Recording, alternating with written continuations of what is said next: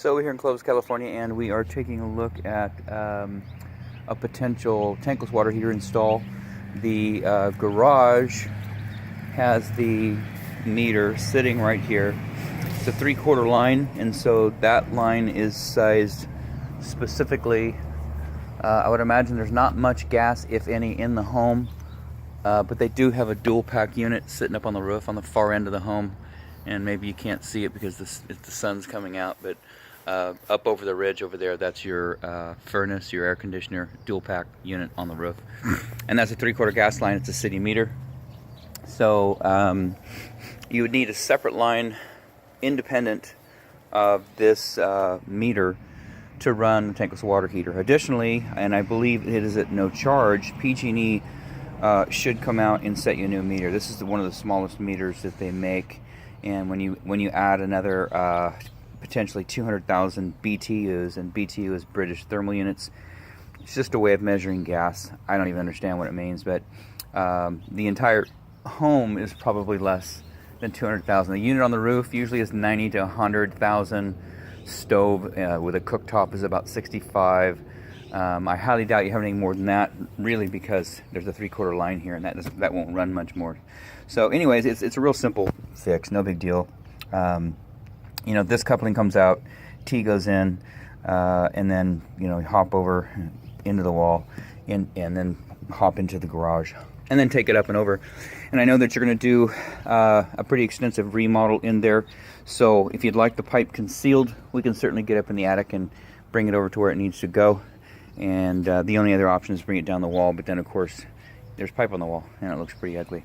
Some of this piping could be sanded up and painted again. You know, it's starting to rust. This is PG&E side. This is all their stuff. Their meter, their 90, all their stuff, and the valve.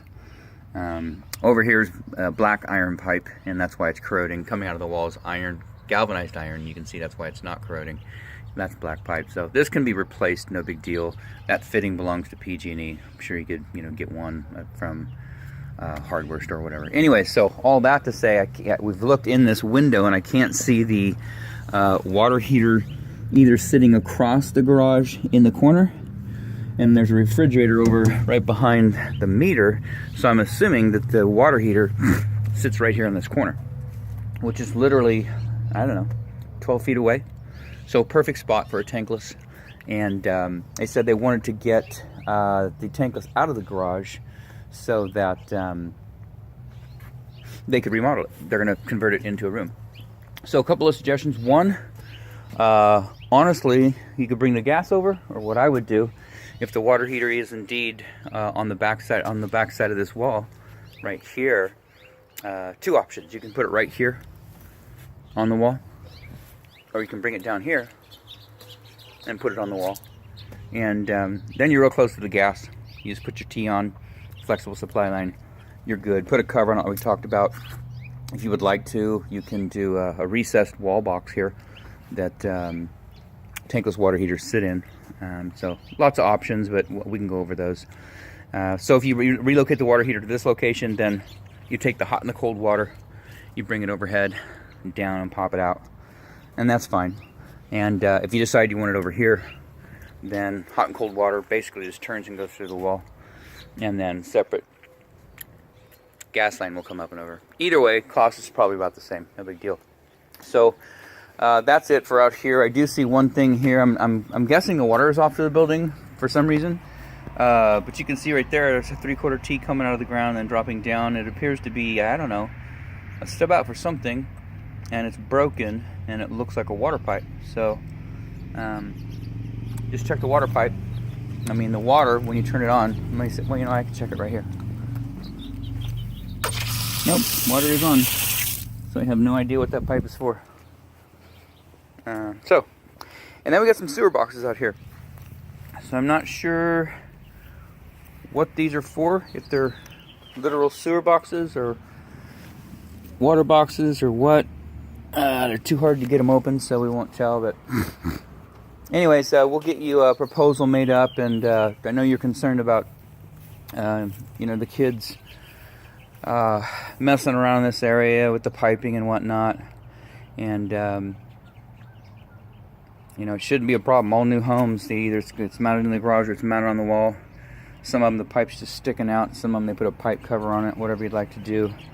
Again, they do make recessed wall boxes, and they protrude into the room quite a bit. You can certainly leave them sticking out, but that requires cutting I think it's about maybe a 3 foot or 4 foot tall by 16 inches wide cavity, mounting the box in there, and then, you know, plumbing in the walls inside. That can be done too. Those boxes are pretty expensive though, but like I say, we can go over the details. And